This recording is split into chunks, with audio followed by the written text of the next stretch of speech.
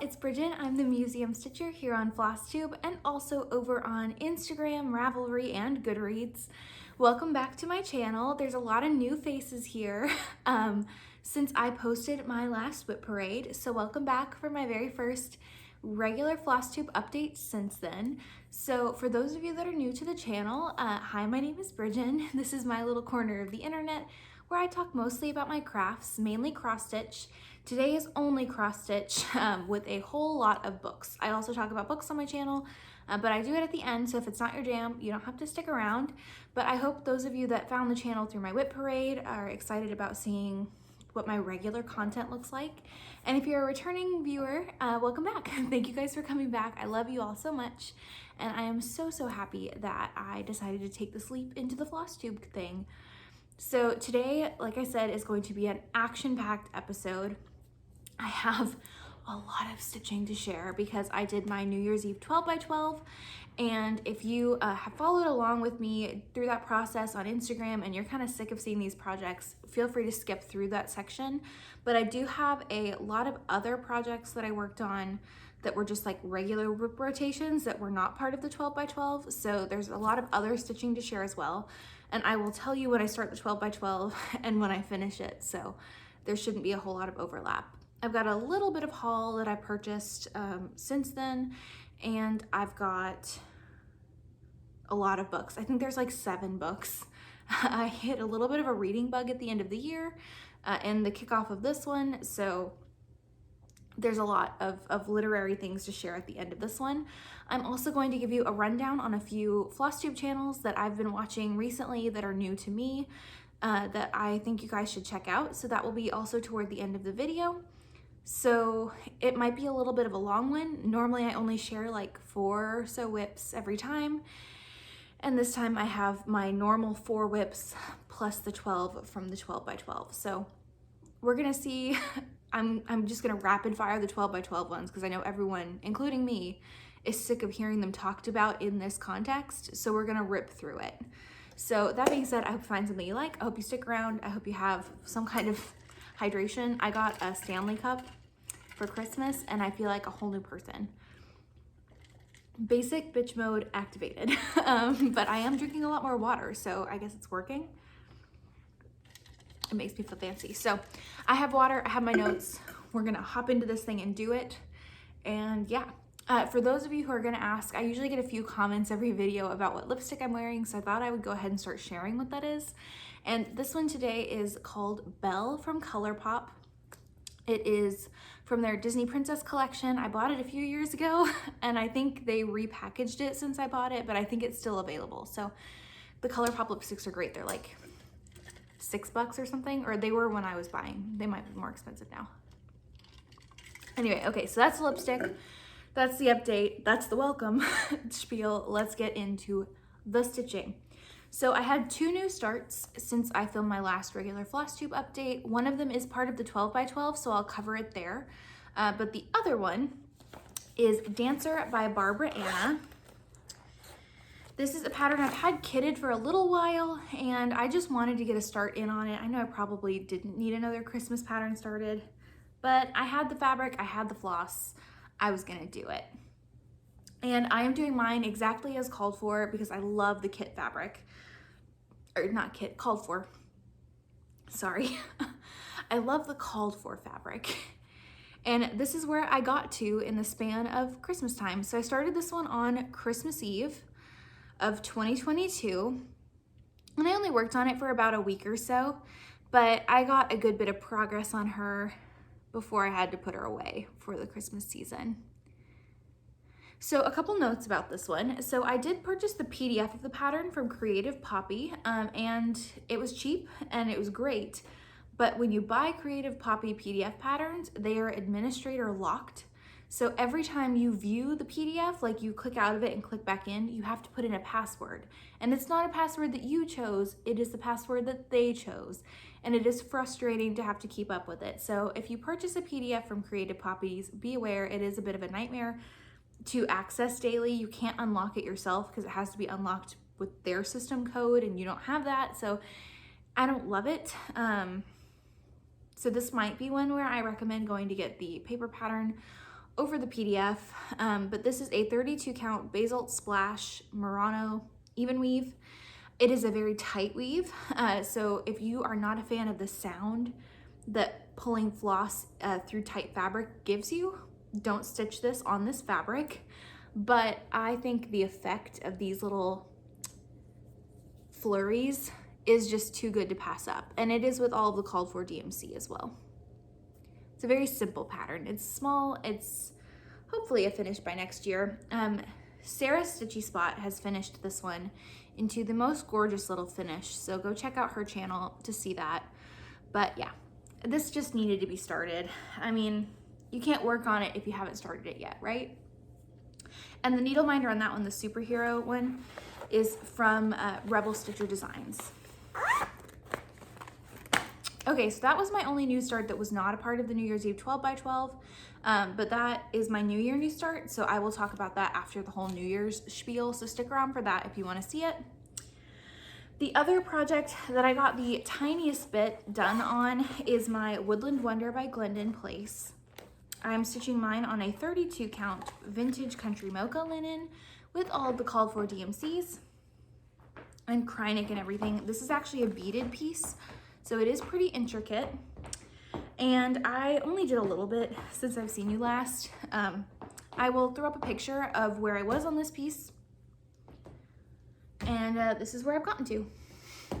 So it looks much the same. I just did the lightest color green on this center tree.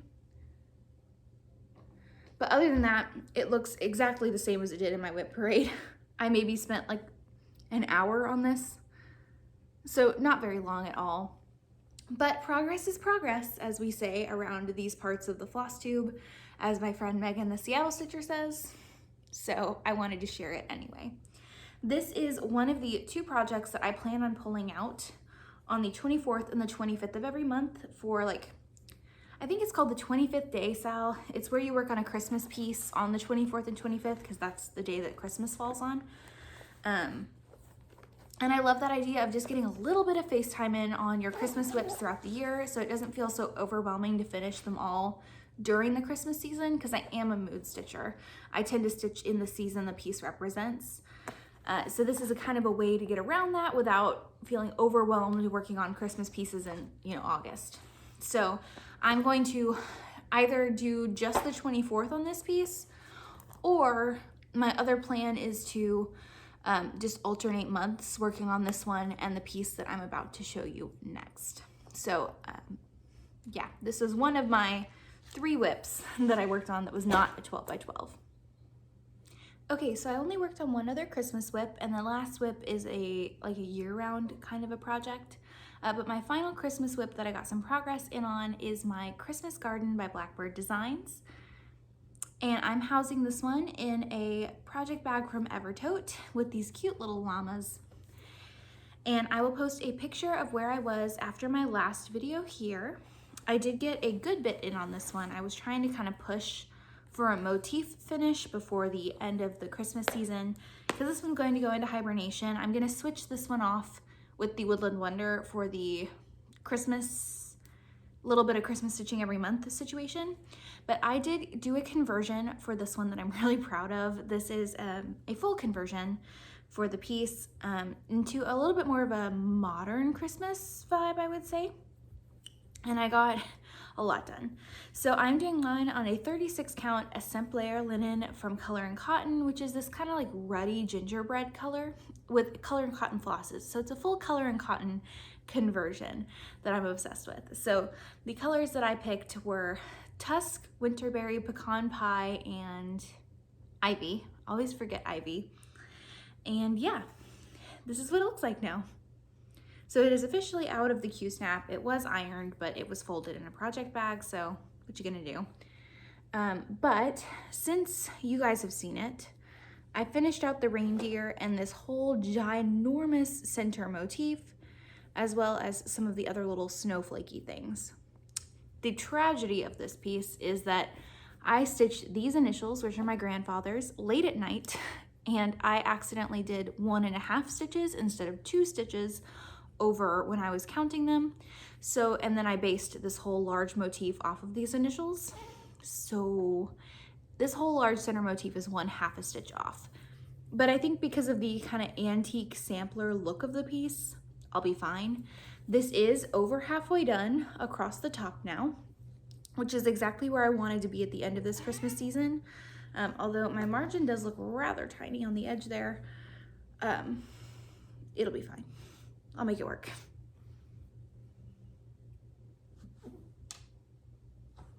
I'm obsessed. I'm obsessed with how the conversion is looking. I think it's going great.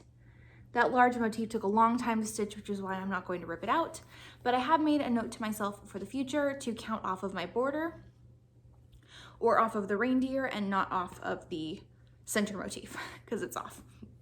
But yeah, so there's what this one looks like before it goes into hibernation for a little while. I will probably make Woodland Wonder the Christmas stitching piece for January, and then make this the Christmas stitching piece for February, and then alternate, so on and so forth. But yeah, I was happy to get halfway across the large top stripe of the pattern in the time that I had. And let me show you what those flosses look like. The conversion is pretty great. 2 of the colors that I've chosen are special editions. Last I checked, they were available, but I can't guarantee that they will be constantly. The white is originally called for to be a gold, and I made that substitution because I thought it looked like snowflakes. And that's what the flosses look like on the tags. I love coloring cotton flosses. They're so incredibly soft and well made. And yeah, highly, highly recommend them if you want that conversion. And I'll let you know what I subbed for what if you DM me, if you're interested in doing the conversion or just converting it yourself. This is a really easy piece to start doing conversions for because there are only 4 floss colors and none of them are in the same color category. Someone had commented on one of my videos saying they were doing a blue and purple version, which I imagine is very, very cool. So yeah, that's that one. And then the only other whip that I worked on that was not part of the 12 by 12 is a beast. It is an absolute beast of a stitch along that I am behind on. So let me tell you about it while I unclip it off of my Q-snap, because it's still on a Q-snap, because I was working on it like an hour ago. So this is the Dark Queen of the Earth by Autumn Lane Stitchery. And I have completed through part 2, and part 5 just came out on January 1st. So I am very much behind on this one, and I am trying to play catch up. I would love to be done with sections 3 and 4 by the end of January. This is a focus piece for the month for me. For 2023, kind of my idea is to do 2 new starts every month and then pick 2 whips to focus on so that every 2 weeks I'm alternating a different new start whip combination. I don't know, we're gonna try it and see if it works. I don't quite know if that gives me stitching on all of my whips or if that leaves a few out. I don't know, but this stitch along, I need to get my ass in gear. I need to get caught up on it. I am doing mine on a 32 count old gold linen by Fiber on a Whim. This is such a unique fabric and it never quite videos right. So I apologize for however it pulls on camera and how much it washes me out. But this is what I've done so far. This has been a focus piece for me for about 4 or 5 days, alternating with my Beatrix Quaker sampler that I will show you here in a minute. That was my New Year, New Start. And those 2 are my focus pieces for the next 2 weeks, for this week and also next week. And this is where I've gotten to. So as far as progress goes, I did color complete a green section all the way down here in the middle. And then I decided to complete this whole one branch here on this side. And I love how intricate it looks, especially from far away. It's looking so good on this fabric. And I might go ahead and complete this fin. And then section 5, I believe, is this side with some like garden-y stuff behind it. And I might go ahead and do that while I'm on this side of her. And then move over here and do the other wing with the, I say wing, it's part of her dress. It looks like fins to me. But I will go ahead and do that and this at the same time. So then maybe I'm also breaking up the fins so I don't get too bored of doing the same color combinations or the same motif just mirrored. But I would love to be caught up on this by the end of February. And that is my goal. So I'd like to go into March being completely caught up. we'll see. She does require a lot of attention, especially part 3 where these fins is a lot of pretty dense stitching. I think the other 2 parts might go a little faster. I don't know, if you're working on her, let me know if you think part 3 has kind of been the most intense stitching. I don't know. Part 3 also, like up here, there were all of these blocks of color that I could just map out and then just stitch mindlessly. And down here, it's a lot of counting and no block stitching. Because like right here through here is 4 different colors of green. Just to here, just to the top of this little swoop, 4 colors of green. So it's very intricate, very cool, and I can't wait to be caught up on her. Let me show you what I have my floss in for her. Words are hard. It's nighttime. When I'm filming this, it is currently 10 o'clock p.m. But I have this in a floss keeper from Tiger Lily Designs. Yeah, I had it right.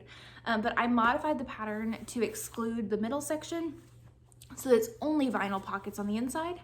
So this is what all of my floss for this project looks like. They're wound on individual bobbins, but they aren't actually bobbins, they're floss drops. These are one of my favorite things in the entire planet, stitching wise.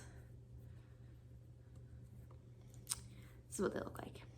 They are bobbins that are floss drops. So they wind up like a bobbin, they store like a bobbin, so everything is super easy for me to see at a glance as I'm working on her. But I can actually use these as floss drops, and I have a slot for all of my extra odd and end threads. They are one of the best cross-stitch investments in my opinion.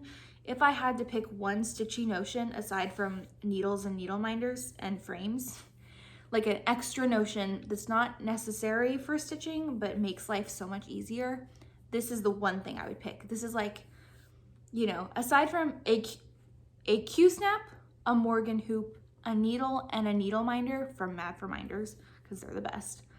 This is my other top 5 notion that I don't think I can stitch without.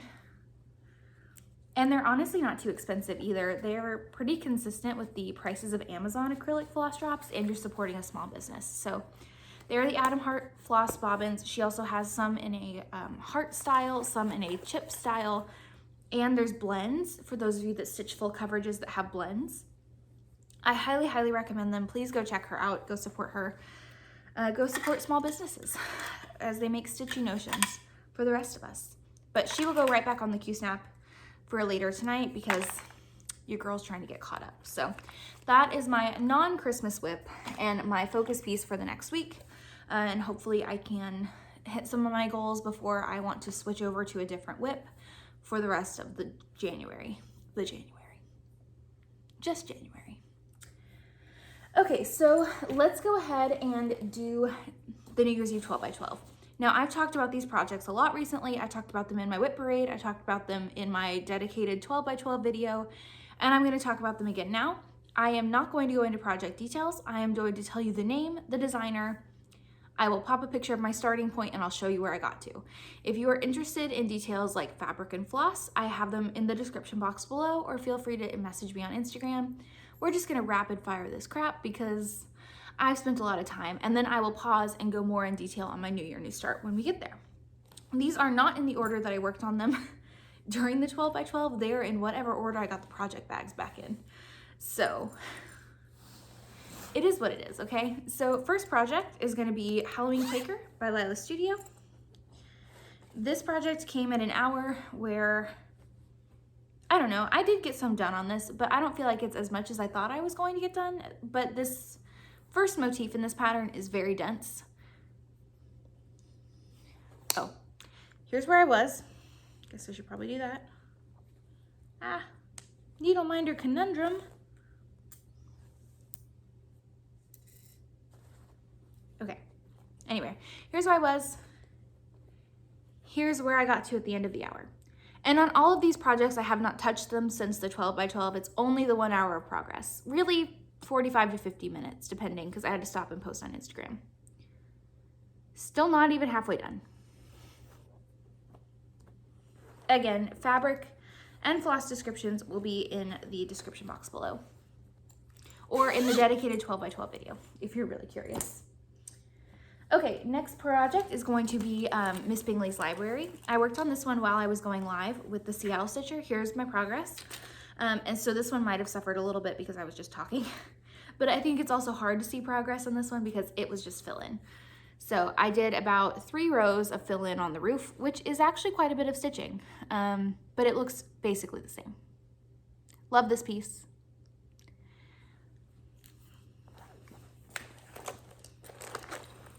That going live with Megan on YouTube was so much fun. We're definitely gonna do that again when I am not hallucinating from stitching for 12 hours.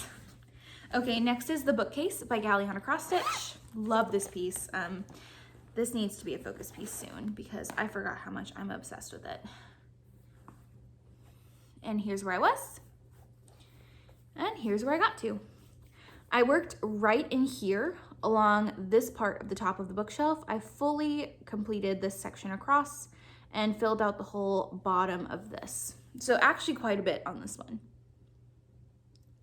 Obsessed. I did switch out the needle minder for a more appropriate bookish needle minder. I wanted the ACOTAR needle minder that was previously on here to go on a different piece that I am doing an ACOTAR conversion for. So made sense. Okay. That is in a project bag I made myself that I love. Okay, next one is the Floral Motif Sampler. Here's where I was on that one. This hour I did take about a 10-minute Instagram break, so I really probably only did about 30 to 35 minutes of stitching, somewhere in that vein. Oh well, and this is on one of my favorite fabrics ever. Here's where I got to. I came across and added to this top border, finished up the black on the inside of the flowers, and started the white on the vase. Not too terrible. This feels really weird not saying what I'm working, like the whole fabric floss situation, like the fully in depth. But if I did that for all of these projects plus my whips, we would be here for 20 years. All right, next one's Brijin Cat. This is definitely the project that I did the least on during the 12 by 12, which is sad because it's the one I wanted to get the most done on. Because this is my oldest whip and I don't want to work on it anymore, but I want it finished because I have too time invested to go back now. So I came in here and worked in on this motif. I didn't even finish that motif and I was already about halfway done with it. Almost halfway done. Oh well, this might be my focus piece for the rest of January, my focus whip, that is, in combination with a different new start. I'm not 100% sure yet, but if I knock it out now, then I never have to work on it again. Which sounds bad, it really does, but I promise I don't actually hate that project, I just don't want to work on it anymore. I love the finished piece. Okay, next one is the Fox by Cottage Garden Samplings. And here's my progress shot. This one actually got a fair bit done, but it's probably because I didn't have to do any counting. Luckily, the section that I was on is just fill-in for the 12 by 12. So here's where I got to. I almost completely filled in the fox's face with the softer orange color.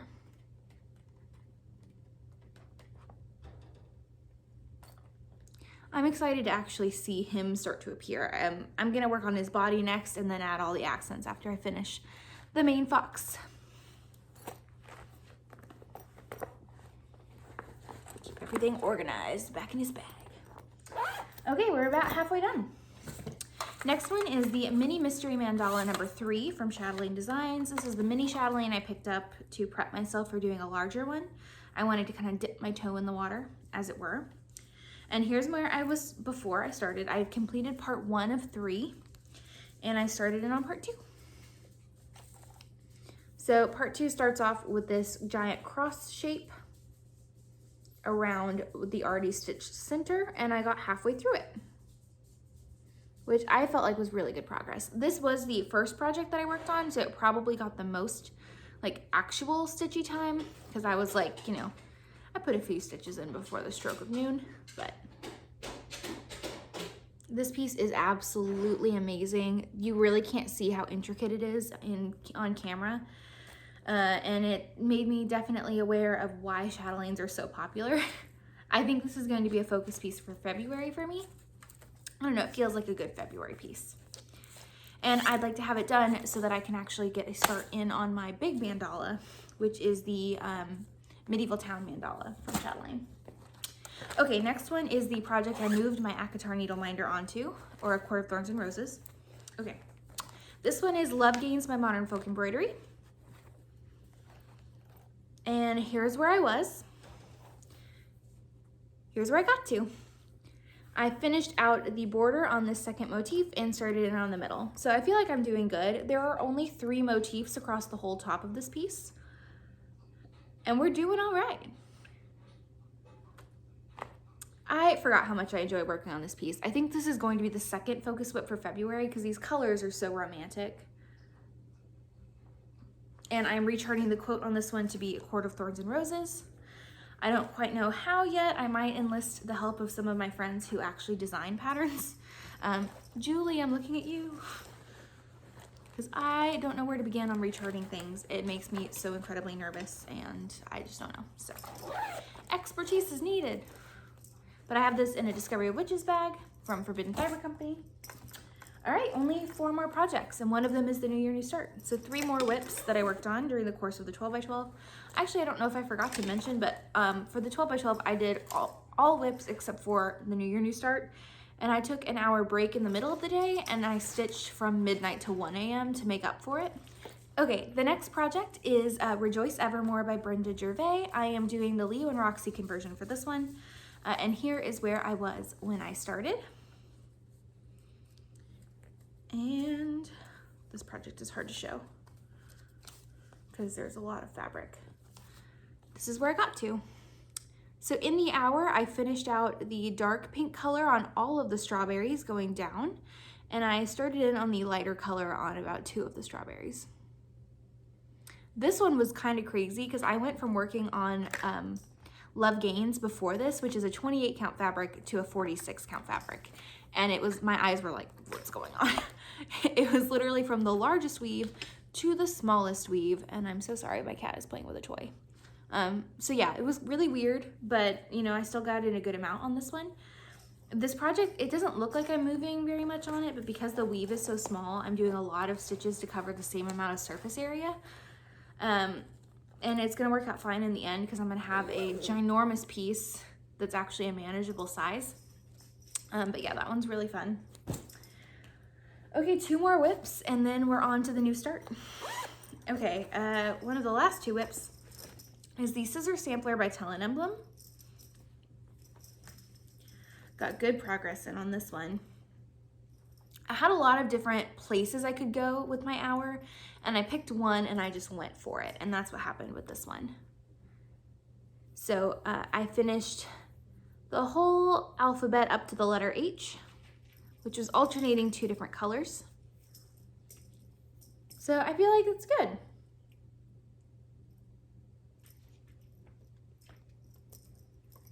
I absolutely love this piece. Okay. One more whip and then we're on to the New Year, New Start. And then I can tell you about the books. Lots and lots of books and lots of Flosstubers. Okay, the last whip that I worked on as a part of the whole New Year's Eve 12x12 situation was my Mirabelia. This is At the Met by Mirabelia. It is my only Mira that is on the go right now, and I would like to kick my butt in gear on her and actually get some good progress. Here's where I was, and here's where I'm at. So I added about 4 rows of stitching here, then I used half stitches to map out this whole section of fill-in, and then I started filling it again. I was live on Instagram with my friend the Seattle Stitcher while I was working on this, so it might have suffered a little bit. The whole Instagram live thing is a lot more difficult than the YouTube live thing. So I very much more enjoyed the YouTube situation, but it was still fun. So thank you if you joined me on the Instagram. But yeah, a lot of fill-in on the bottom half of the dress. And hopefully once I get the bottom half of her dress done, it shouldn't be too crazy to finish her out. I assume the top half of Mira's go by faster, but there is a whole like beaded archway. So we'll see. Okay, so that was all of the whips that I worked on. And then I just have my New Year, New Start, and this will be it for the stitchy things to share with you guys. I just broke my project bag. It's a good thing it was just like a shitty bag from the craft store, but whatever. Lost the zipper on that. I'll figure it out. I'll get it back. This is the Beatrix Potter Quaker Sampler by Stitchy Box, and I will go into full depth on this project. This is a stitch along that was started by Melissa the Starless Stitcher on Instagram, as well as Julie of Kansas City Girl in a Colorado World of the Flosstubes and the Instagrams. This was is a reproduction sampler for a piece that was in the collection of Beatrix Potter. It was not stitched by Beatrix Potter, but it has been reproduced by Stitchy Box. And it is the hashtag Beatrix Potter Quaker, no, hashtag Beatrix Potter Sal. That's it. And yes, if you look that up, you will see my post as part of that. There's a whole bunch of us that have started. The Seattle Stitcher also started it. There's some really good floss combos, floss and fabric combos going around. So definitely look it up and see. It's a really fun sampler. It is huge and it is monochromatic, which makes it kind of fun and really easy to personalize the colors to whatever you want. So I had the intention of doing mine on Portobello by Stitch Me with a dark maroon floss, but it didn't get here in time, so I had to pivot and kind of decide something else. And I went to my local LNS, the Stitch Niche in Arlington, and I was talking to the lady there, and we kind of started looking through their fabric, because I brought in my Portobello to see if I could find something else that would work. But you know, I've already purchased this other floss that's still going to come at some point, so I might as well save that combo to do something else with later. And she was showing me that they got in some XJuDesigns fabric, which I love, and I could not resist this one. And she helped me pick out a color of NPI silk to go on top of it, so I still felt fancy while doing this one. And I'm obsessed with the combination. So this is it. I have worked on this a little bit outside of the 12 by 12, not much. This is 40 count Gray Magic by not Stitch Me, 40 count Gray Sand. Gray Magic is a Stitch Me fabric. This is Gray Sand by XJuDesigns, and it is the most cool gray blue with this organic khaki gold splotching and veining. Those are not wrinkles in the fabric, that's actual veining from the dyeing process. It's so cool, I love it. And then the floss that I picked out is NPI 335, which is a dark avocado olive green. And I have it on a Top Knot Stitcher floss drop that she sent me with one of my last orders, and a Mad for Minders needle minder. And during the 12 by 12, I just did most of this motif here. So I went through and finished it out and started in on the second motif. I would like to get a page finish by the end of next week, because this is the whip that I'm trading off time with my Dark Queen. And yeah, I would like to get a page finish on this before the 13th of January, because on the 13th, I'm actually flying out to see some friends. So I lose a whole Stitchy weekend, it's fine.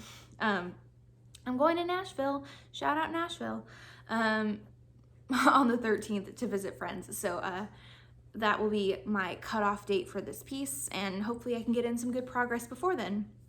It's absolutely massive, so no chance of finishing or getting halfway, but a page finish would be nice.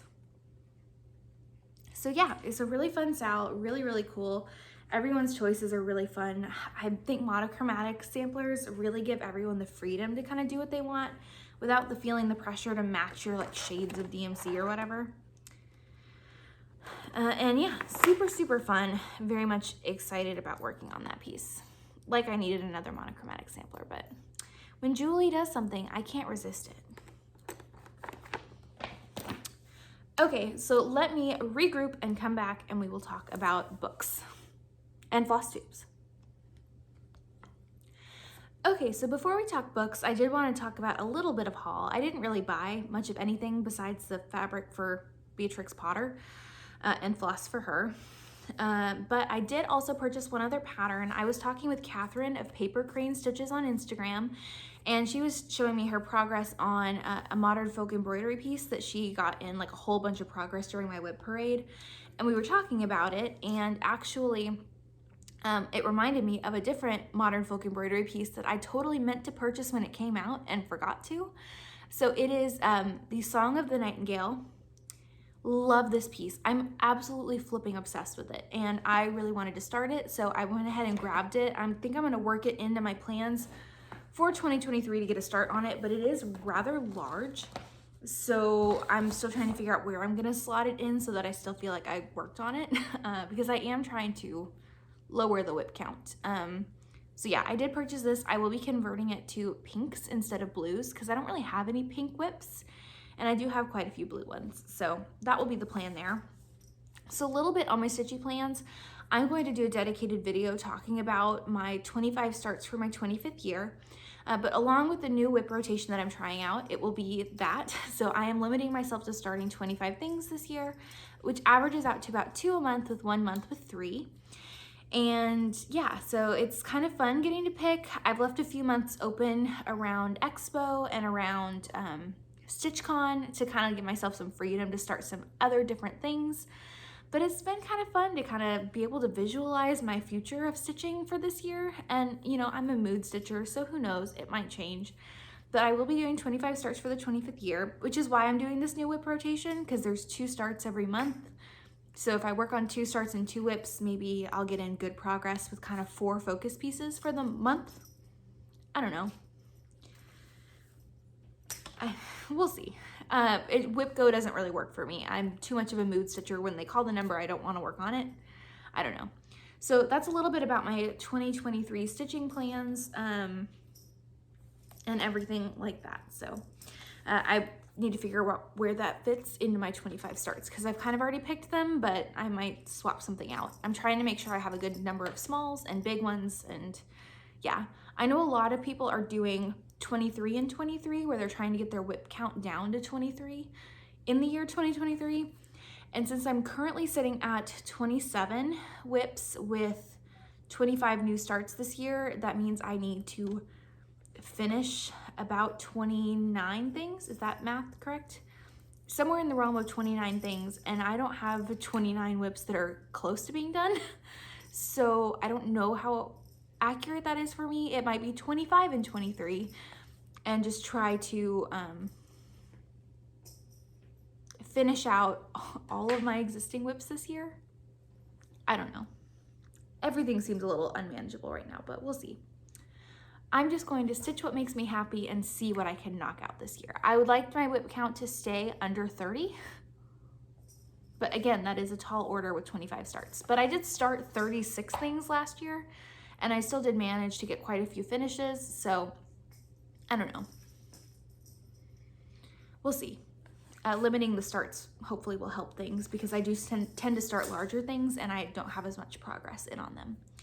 So we'll see what happens there. Okay, so let's talk books now because I'm excited to. So I read 1, 2, 3, 4, 5, 6, 7. I have my notes in front of me, so if I look down, I'm looking at my iPad notes. I read 7 books in the span of when I saw you last till now. The first, I will go in chronological order, but they're not necessarily in the order of my favorites first or my favorites last. Although, yeah, I don't know. It's a random order. First book I read is called Fake by Erica Katz. This is a book that I read as part of a book club that I'm in with some of my friends from grad school. And it is a fun book. I don't think it's very popular. I haven't heard a lot of people talk about it, but it follows a girl who does legal forgeries for art museums who need like a backup for insurance purposes. So she recreates other artists' work, and she gets caught up in an illegal forgery ring, and kind of her whole life switches overnight. And I will say I was pretty bored with the book until about the last third, and then it picked up, and by the end of it I was pretty invested. So I would say this is probably a solid 3.5 star read for me. I gave it a 4 on Goodreads, I think, just because you can't do a half measure on Goodreads, of course. But yeah, pretty good, pretty solid. I couldn't tell if it was YA or adult, so the line is kind of blurred, I guess. I don't know. I did not quite see the twist coming or how it was going to resolve, but it's a cool book, so check it out if you have time, if you want to, but I wouldn't say this is like a drop everything and read this now kind of a book. The next book that I read was completely on a whim and totally outside of my normal comfort zone, but I was trying to get my numbers up for the end of the year to hit my Goodreads goal, and this book was only a 6-hour audiobook, which, you know, an average audiobook runs you anywhere from 8 to 12 hours. So I was thinking I could knock this one out pretty quickly, especially considering I listen to most of my audiobooks at 1.75 speed. So it really only is about 3.5 hours for me to finish that one. And I thought I could knock it out in an evening. I actually started it after I filmed my whip parade. And this is One Italian Summer by Rebecca Merle. In the South, we'd say Merle, but I don't know. By this author, and it is a mother-daughter story about a daughter who is grieving the loss of her mother, who was her best friend, which really hit home for me. My mom and I are really, really close. And so her mom dies, and she decides to take the trip that they were going to take together by herself to a small town in Italy where her mom actually spent a portion of her 30s before she was a mom.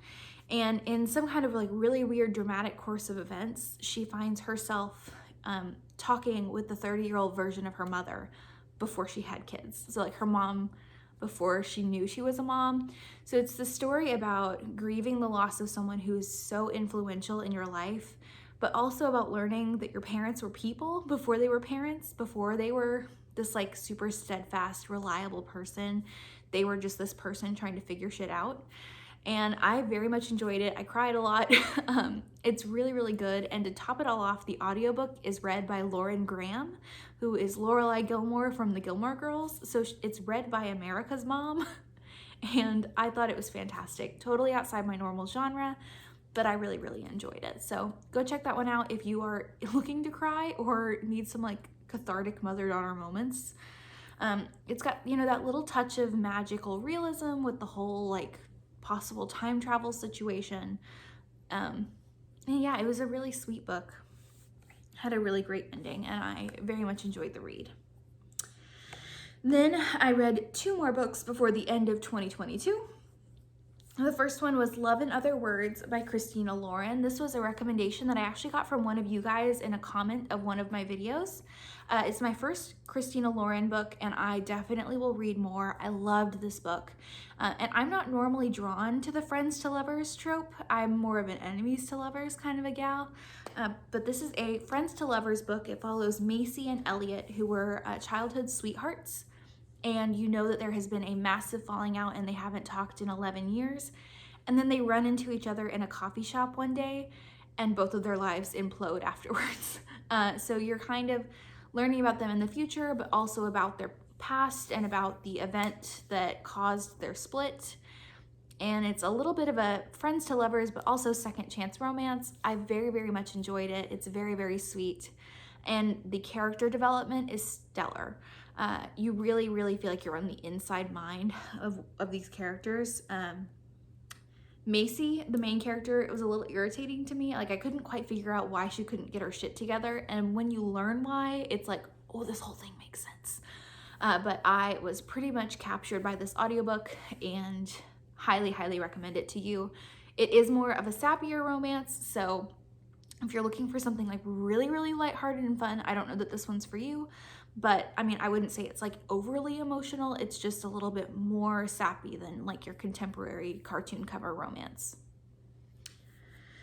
I will definitely be reading more of Christina Lauren, and thank you to whoever gave me that suggestion.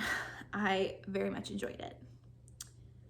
Then the final book that I read in 2022 was Part of Your World by Abby Jimenez.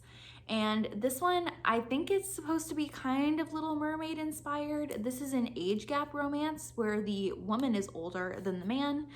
It's also a little bit of a small town boy, big city girl kind of a feel. And I very, very much enjoyed it. So it follows, what's her name? I forgot this girl's name, but she's basically the legacy for this medical family that, you know, she has like all of these expectations and she is not happy in her current partnership, and she ends up running into this small town boy who's the mayor, who's like 10 years younger than her, and they start up this affair while her life is kind of imploding.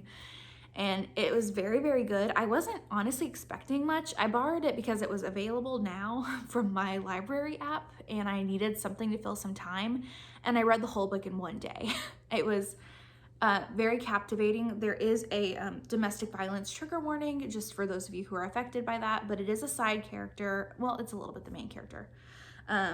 It is very spicy, but like good spice, like not overtly gratuitous. It hits all the boxes. There's good tension between the characters, a little bit of a star-crossed lovers, dealing with family legacy and family expectation and branching out on your own. And I really, really liked it.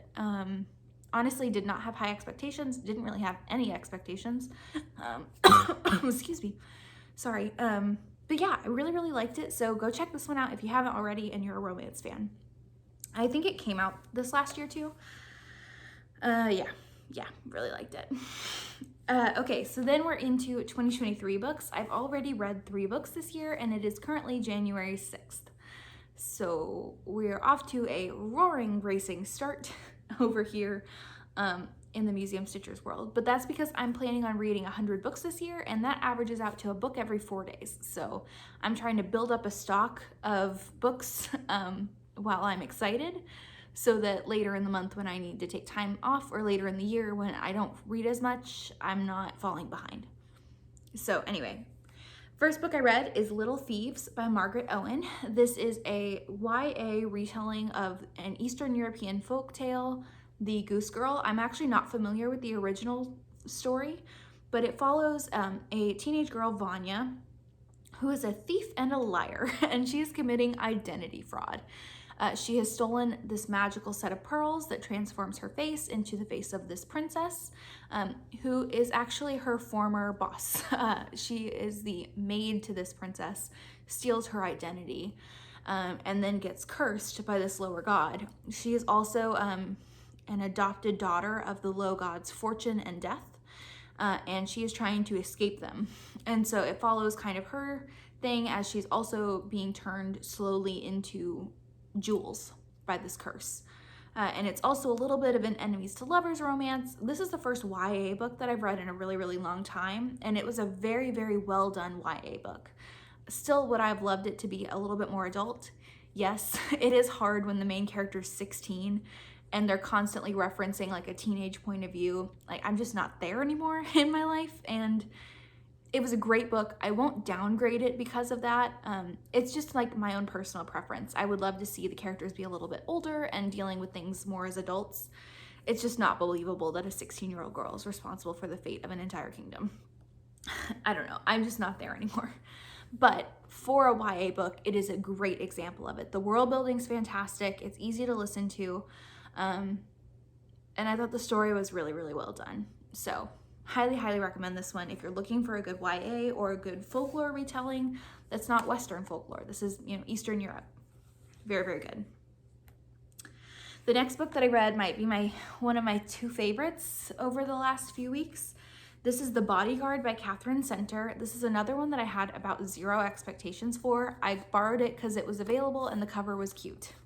It had a girl in cowboy boots. But this one is probably the best combination of 2 of my favorite Sandra Bullock movies.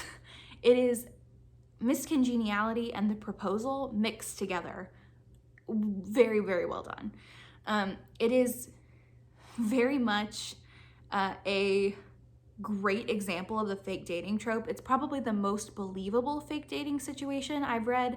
I'm not normally very drawn to fake dating, but this one is absolutely believable. So it follows Hannah Brooks. She is a bodyguard, and she is protecting this client who is a very, very famous movie star as he's trying to lay low, and he doesn't want his family to know that he has to have protection from this stalker.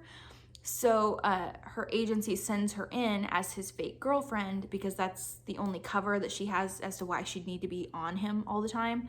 So she's posing as his girlfriend around his family, and then they fall in love. And it's really, really well done. The character development is great. It's a lot of like learning how to be loved and learning what healthy love looks like. Also learning that, your expectations of people, of famous people, aren't necessarily what they are. And it was a very, very sweet romance. There is zero spice. I did not know that going into it, that it was a completely fade to black romance. That being said, I don't know that I missed it. I think this book pulls it off so well that you don't even need it. I mean, I wish it was there, but she pulls off writing sexual tension without writing sex, and it doesn't feel like she's censoring herself. Like, the situations the characters are in, there's still tension, there's still, like, you know, the will they, won't they of it all, and there's still situations where they are kind of in more eyeballing each other, you know, those kinds of things, but there is no spice. It's all closed door. So didn't know that, but the main character very much is exactly Gracie Lou Freebush from Miss Congeniality, but placed in, you know, a fake dating situation around family. Yeah, really, really good. She's a little badass, and I loved her. And it's just a sweet romance, very sweet. Highly recommend. Then the final book that I've read since I talked to you guys last is Once Upon a Broken Heart by Stephanie Garner. I think it's Garber. This is the author of the Caraval series that I have not read. This is also a YA. Who am I reading 2 YAs in a month?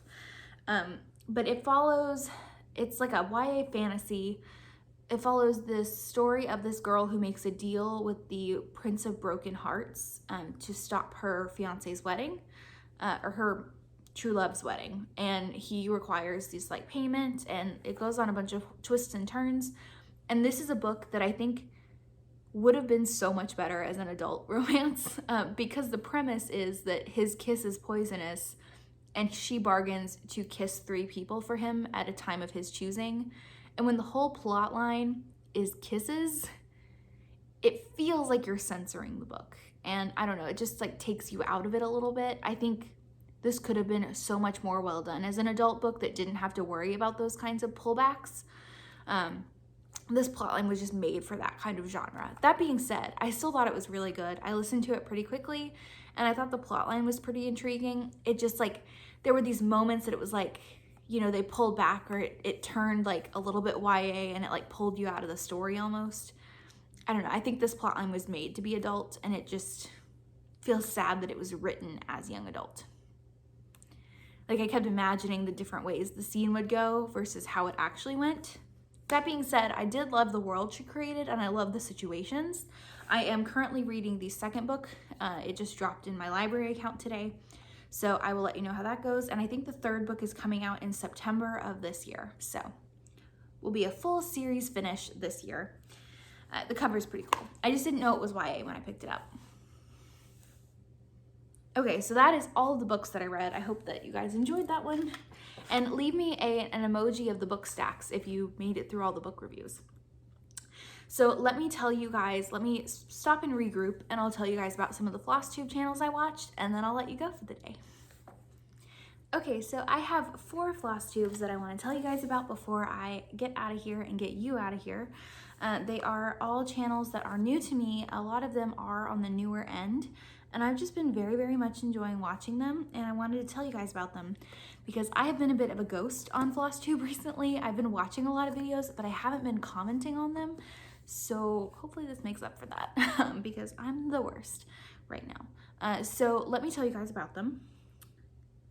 So the first channel I wanted to tell you about is Katie the Novel Stitcher. Her channel has been around for a little bit now, and she started out as a bookstagrammer, and she converted her bookstagram to be a mix of books and cross stitch, and then started a Flosstube channel. And she's incredibly easy to watch. She has some great projects on the go. I think she just finished one of Hello from Liz Matthews. She either just finished it or she's really close to it. The 5th Day of Christmas, which is one that I want to stitch eventually, and I just love seeing people work on it. It's so cool. Absolutely obsessed. And she's just got such a sweet disposition, and her book reviews are great. And I very much enjoy seeing the bookish content from her as well too. And yeah, just highly, highly recommend her channel. She's in the groove of things now, so it's a great time to hop in. And she just posted a whip parade. So I believe all of these people actually have a whip parade out. So if you want to go find them that way, highly, highly recommend. I'll have them all of their channels linked in the description box down below for you to just check out really easily. All right, the next one is Kelsey Lee and Things. She gave me the sweetest shout out, and I totally didn't even comment on the video because I'm terrible. But she has some awesome projects as well and some great energy. I found out about her channel through my friend Megan, the Seattle Stitcher, and it was definitely worth the recommendation. I highly recommend you go check out her channel, go binge all of her videos. She's so sweet, and she's got some good stuff, some really good stuff on the go right now.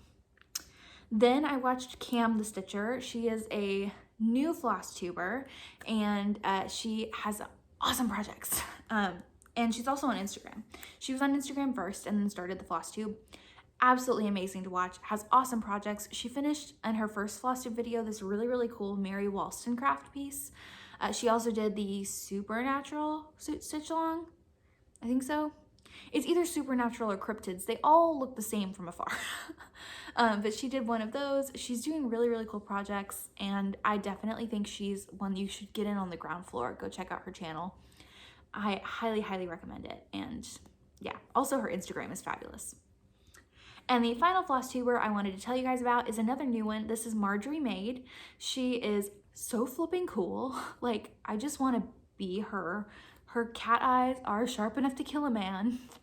Taylor reference. And she has the most fabulous red hair, and she's got awesome stitching. I still need to watch her whip parade. I watched her first video and about half of her second video so far. Highly, like, instantaneously hooked. She's just so cool, and her projects are great, and she's fabulous to watch. She feels like a seasoned professional, and she's only been doing like 3 or 4 videos. So all of these people are very highly recommended by me to you. Go check them out if you're looking for more Flosstubes to watch. And yeah, along with, you know, my regular favorites, my besties, my Stitchy twin, the Seattle Stitcher, Alexis of Alexis_My Amazing World, who needs to put out another video so I can watch it. Yeah. Lots of awesome people on the Flosstubes. Go check out someone. Go leave a comment on someone's video. I know I haven't recently, but honestly, it makes their day. So if you're watching a video, leave a comment or, you know, say hi. Say hi to people. We love creating community over here on the cross-stitch side of the YouTubes. And yeah, I think that's what it's all about in the end. So that was a lot. I really hope you stuck with me through this one and that it wasn't a crazy long Flosstube. I know it's hard to do an extremely long video with so many new people here. We will do a giveaway on the channel when we hit 4K, which is slowly coming up because I just checked it and I'm at 3,800 something, which is absolutely nuts considering I only started my Flosstube in June of 2022.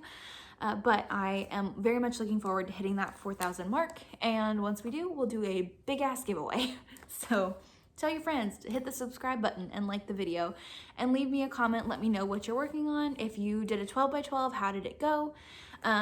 If you read anything really good, give me a rec. Obviously, I'm going to be reading 100 books this year, so I need some things to fill my categories. And I'm going to do a dedicated video telling you about my Taylor Swift inspired reading challenge for the year with one of my friends who I'll introduce you to when the time comes, but we're doing it together. So I'm gonna wait for her to start that video. So yes, it's a lot of things going on in the bookish side of my channel. I'm gonna start doing some dedicated videos for that, so we'll see. But I am so glad that you chose to spend some Stitchy time with me and that you chose to give my channel a chance. And I hope that you have an amazing 2 weeks. I'll be back in 2 weeks for another video. I'll let you know how my Nashville trip went. And yeah, happy stitching everyone, and hope you had a great new year. Bye.